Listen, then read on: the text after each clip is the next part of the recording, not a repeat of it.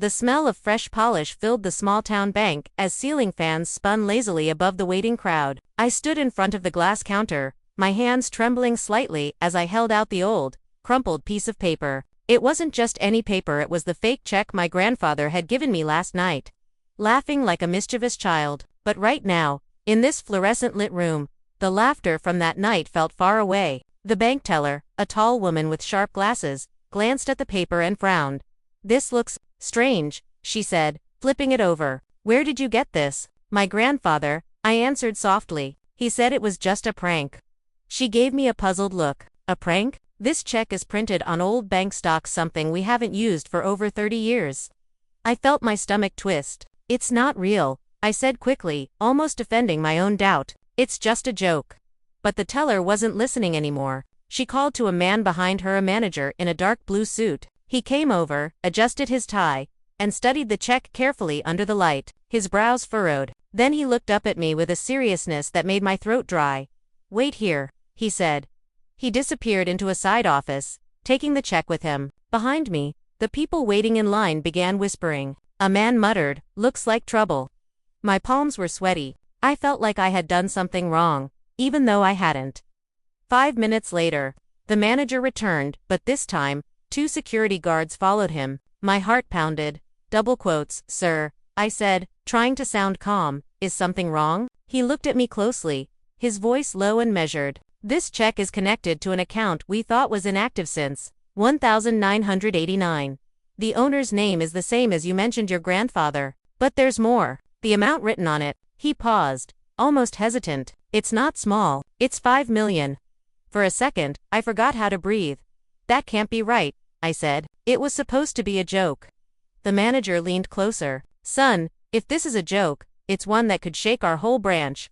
I remembered Grandpa's words from last night, his wrinkled smile, his eyes glinting with mischief as he handed me the folded paper. "One day, boy, this little joke will make you look twice before you laugh."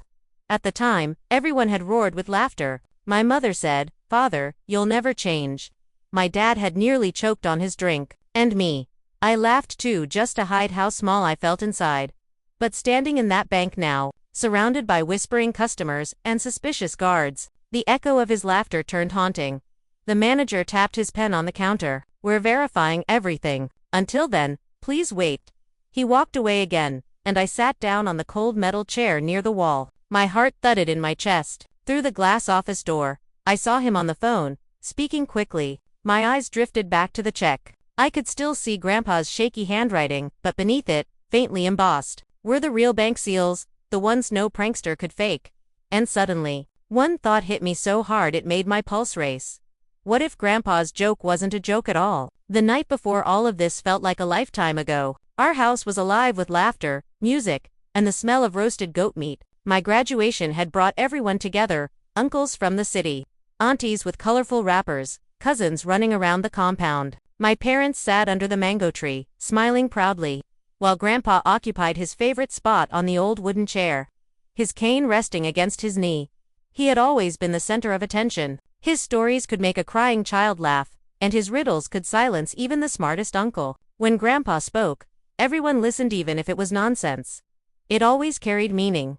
That night, just as the music faded and people began to relax, he called my name. "Come here, my boy," he said, his voice still strong, despite his age. "You've studied well. You've made your family proud. And now, I have something for you." He reached into his pocket and pulled out a brown envelope. It looked old, with creases at the corners and a faint smell of dust. Everyone leaned closer, curious. My mother chuckled. "Ah, Baba, what are you up to again?" Grandpa winked. "A little reward for my grandson."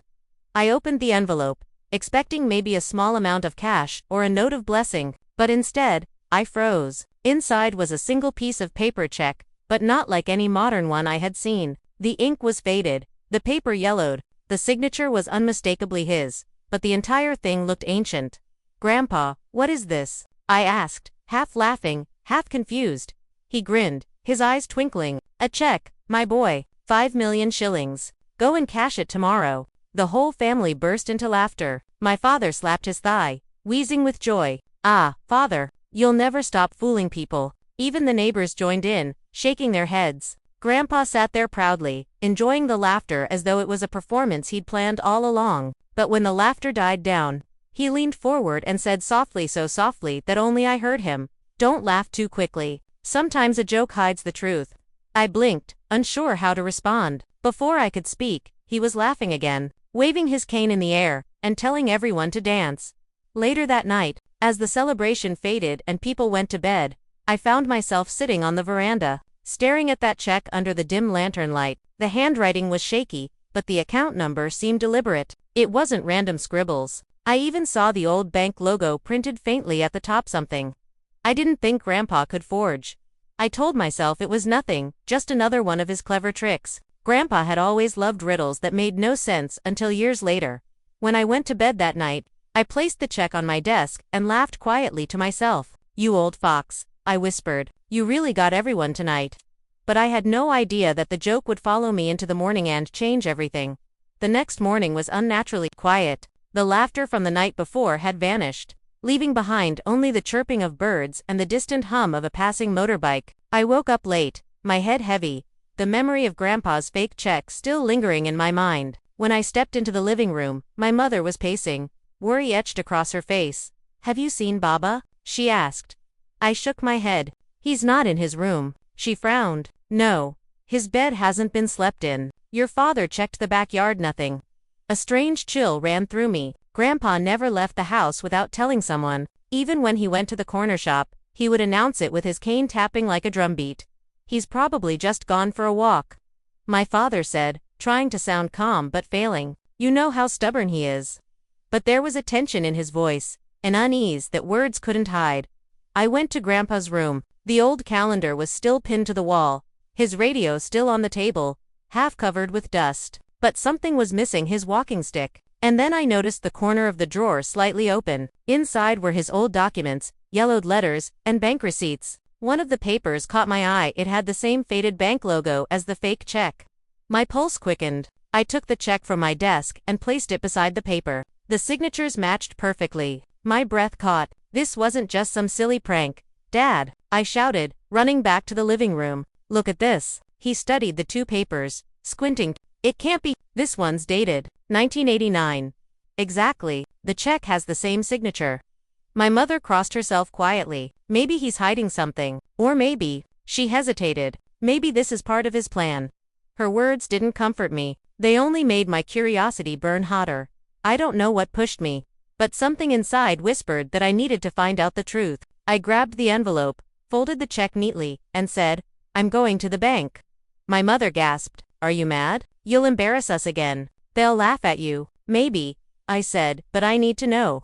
I stepped outside. The morning sun was already high, painting golden streaks on the dusty road. The villagers greeted me as I passed, their voices distant echoes. My heart pounded harder with every step toward the bank. When I reached the building, I hesitated at the door. What if it really was fake? What if they threw me out? But then, Grandpa's voice echoed in my memory. "Sometimes a joke hides the truth." I took a deep breath and walked in. Inside, the air was cool and sterile, so different from the warmth of our home. I stood in line, clutching the old check tightly, feeling the weight of generations in my hand. I didn't know it yet, but what I was about to do would uncover secrets buried deeper than money, and bring my family face to face with a past none of us were ready for. The cool air of the bank hit my skin like a warning. People stood in neat lines, murmuring softly, while ceiling fans hummed above like patient watchers. I clutched Grandpa's check in my hand, the paper warm from my palm. The teller behind the glass gave me a polite but tired smile. "Yes. How may I help you?" she asked. I swallowed hard. I'd like to verify this check." She took it with a quick glance, ready to dismiss it, then stopped. Her brows furrowed. She flipped it over, stared, and then looked up at me. "Where did you get this?" "My grandfather," I replied, trying to sound confident. "He said it was a joke," but she cut me off. "Wait a moment." She turned and walked briskly toward a man in a navy suit at the far desk. I watched them whisper, both occasionally glancing at me. My throat tightened. Finally, the man stood and motioned for me to come forward. He introduced himself as Mr. Camo, the branch manager. His eyes were sharp but kind, though his voice carried authority. "Young man," he began, "this check, it's very old. And the account number, well, that's the strange part." "What do you mean?" I asked. He placed the check on the desk, smoothing its edges. This account belongs to someone named Joseph K. Mugo. You said your grandfather gave this to you. I nodded. That's him. Joseph Mugo. Mr. Kamo sat back, studying me. Then I must tell you this account has been inactive for more than 30 years. But the system shows that just last week, there was a small transaction. A reactivation. My eyes widened. Reactivation. But Grandpa doesn't even go near a bank anymore. He gave a slow nod. That's why this is strange. It was done in person. A chill crawled up my spine. Grandpa hadn't mentioned anything about going to the bank. He could barely walk to the shop without help. Are you sure it was him? I whispered. Mr. Kamo leaned closer. The signature on the reactivation form matches the one on this check exactly. He tapped his pen against the paper. Even the fingerprint scan. I felt dizzy. Grandpa had left home early this morning, and the bank had seen him recently. Was he hiding something? The manager continued. I'll need to run a deeper verification. Please, sit down. I took a seat in the waiting area. My heart pounded so loudly I could barely hear the whispers around me. A woman muttered, must be some big money. Another said, old people hide strange secrets. 10 minutes later, Mr. Kamau returned, holding a printed sheet. He looked more serious now. Young man, he said quietly, this check isn't fake. It's a valid instrument, signed against an account containing more than 5 million shillings. The room seemed to blur. My pulse thudded in my ears. That can't be, I murmured. He called it a prank. Mr. Kamau's eyes softened. Then maybe the prank wasn't on you. Maybe it was a message he wanted you to find. I stared at the faded ink, my mind spinning. Grandpa's laughter echoed in my memory, warm, teasing, and now haunting. For the first time, I wondered if his jokes were never jokes at all. The walk back home from the bank felt longer than usual. Every sound amplified, the crunch of gravel under my shoes, the distant cry of a rooster, the whispering of people I passed. I couldn't think straight. The check was still clutched tightly in my hand, but now it felt heavier, almost alive with questions. Grandpa had disappeared. His account had been mysteriously reactivated, and I was standing in the middle of something I didn't understand. When I reached the gate, my mother rushed toward me. Where were you? We've been worried sick. I didn't answer at first. My father came out next, wiping sweat from his forehead. Did you find anything? I handed the check to him slowly. Dad, it's real. He blinked, confused. What do you mean? The bank said it's connected to Grandpa's old account, and it's active again. They said it holds over 5 million. My father's mouth fell open. My mother gasped and covered her lips. For a moment, none of us spoke. The wind rustled through the banana leaves, the only sound filling the silence. That's impossible, my father finally said. He was a teacher, not a millionaire? Then how? I asked. The manager said Grandpa came to the bank last week, in person. My mother looked away, her eyes glistening. Maybe he knew this day would come. We all sat down under the mango tree, the same place where he'd given me the check. Everything looked the same, yet the air felt different, thicker, like the world was holding its breath. I began searching through Grandpa's old things. We found letters, photographs, receipts, fragments of a life we thought we understood. Then, tucked in between old papers, I found a faded envelope with my name on it. My hands shook as I opened it. Inside was a handwritten note. My boy, if you're reading this, it means you've gone further than most ever do. You looked twice. You questioned what others laughed at. That's the beginning of wisdom. The check is not just money, it's a door. But before you open it, find me. There's something you must see first. I read it aloud, and my mother began to cry softly. My father took the letter, reading it again and again, as if searching for hidden meaning. He wanted you to find him, he said finally. But where? I whispered. My mother looked up suddenly, her voice trembling. There's only one place he ever went when he needed to think, by the old river near the baobab tree. That was miles away, through dusty roads and thick grass. But somehow, I knew she was right. Grandpa was waiting there, as the sun dipped low and shadows stretched across the yard. I folded the letter carefully and slipped it into my pocket. The check felt strange now, not a prize, but a clue in a riddle that stretched beyond money. I didn't know what I'd find by the river, but I knew one thing for sure. Grandpa had never truly joked about anything in his life. Every laugh had always carried a lesson, and this time, it felt like the biggest one of all. The journey to the river began at dawn. The air was cool, filled with the earthy scent of wet soil and morning dew. I carried only Grandpa's letter, the check, and a bottle of water. My father wanted to come with me, but I told him no. I felt this was something I had to do alone.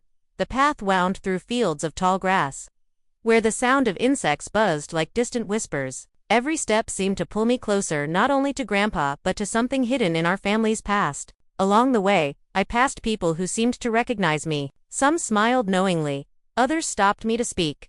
An old woman sitting outside her hut waved me over. Her back was bent, her eyes sharp and alive. "You're Joseph's grandson," she said before I could even greet her. "Yes," I replied. "Have you seen him?" She smiled faintly. "He came by yesterday, sat under that big tree for hours, said he was waiting for something to return to him."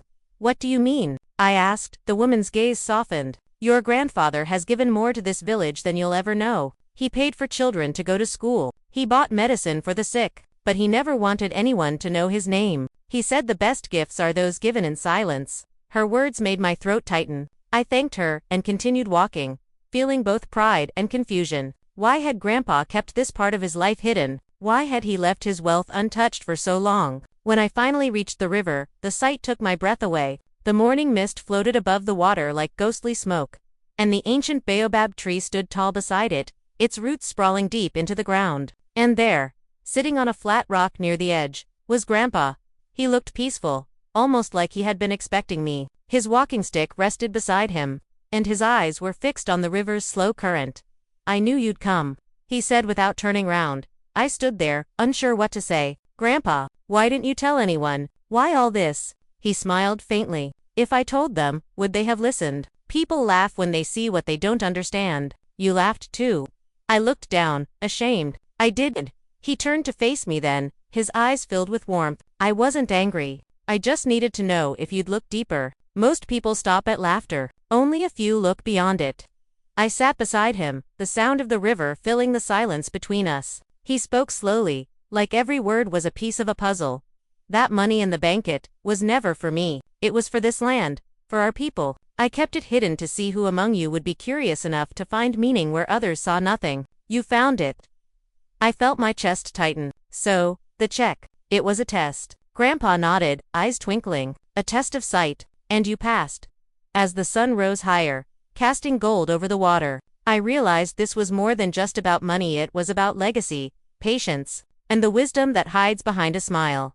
We sat by the river for a long time, the silence heavy but comforting. The water shimmered in gold and blue, and birds sang from the trees above, their melodies like whispers from another world. Grandpa leaned on his stick, his eyes distant yet calm, as if he was staring at something I couldn't see. "I know what you're thinking," he said after a while. "You're wondering why I didn't just give you the money directly? Why make it look like a joke?" I nodded slowly. "Yes, you could have told me the truth. You made everyone laugh at me."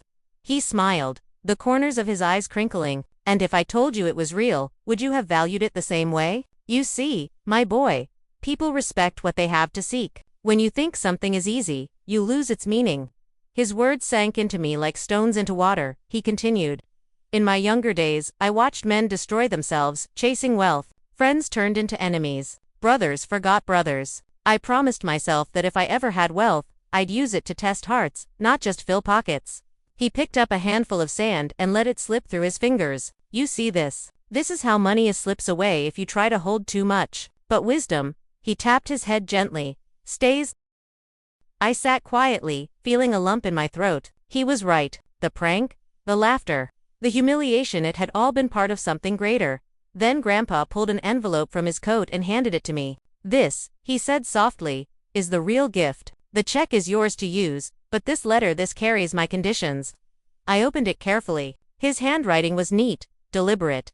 "Use the money for something that outlives you. A school, a library, a place where knowledge will grow. If you spend it on yourself, the wealth will curse you. But if you give it back, it will multiply in ways you'll never see." Tears stung my eyes. "You trust me with all this?" I asked, voice trembling. Grandpa nodded. "I always did. I just needed to know you were ready." He looked toward the river again, his expression peaceful. "My time is almost done, my boy. I've walked enough roads, told enough jokes. Now it's your turn to tell the story right." I panicked a little. "Don't talk like that. You're not," he chuckled softly. "Death doesn't frighten me. I've lived my truth. And when a man finishes his story, he must close the book." I wanted to speak, to protest, but the words caught in my throat. We sat there until the sun began to set, its orange glow bathing the riverbank. Grandpa hummed an old tune from his youth, a song about journeys and endings. When I finally turned to ask him another question, he was no longer humming. His head had bowed slightly, his lips curled in a faint smile. The river kept flowing, but the world around me went still. The evening light faded into a deep purple as I sat beside Grandpa's still body. The river whispered softly, carrying the tune he had just been humming moments ago. I couldn't cry at first. My chest felt too heavy, my thoughts too tangled to understand what had just happened. He was gone, yet it didn't feel like loss. It felt like he had simply passed into the rhythm of the river, leaving behind his laughter, his riddles, and his lesson. By the time I returned home, darkness had covered the village. My parents were waiting at the gate, worry written across their faces. When they saw me, their expressions changed. My father didn't need to ask. He knew. He walked toward me, placed a hand on my shoulder, and said quietly, "He went peacefully, didn't he?" I nodded, unable to speak. My mother began to weep softly, but even through her tears, there was a strange calm, like she knew this was exactly how he wanted it to end.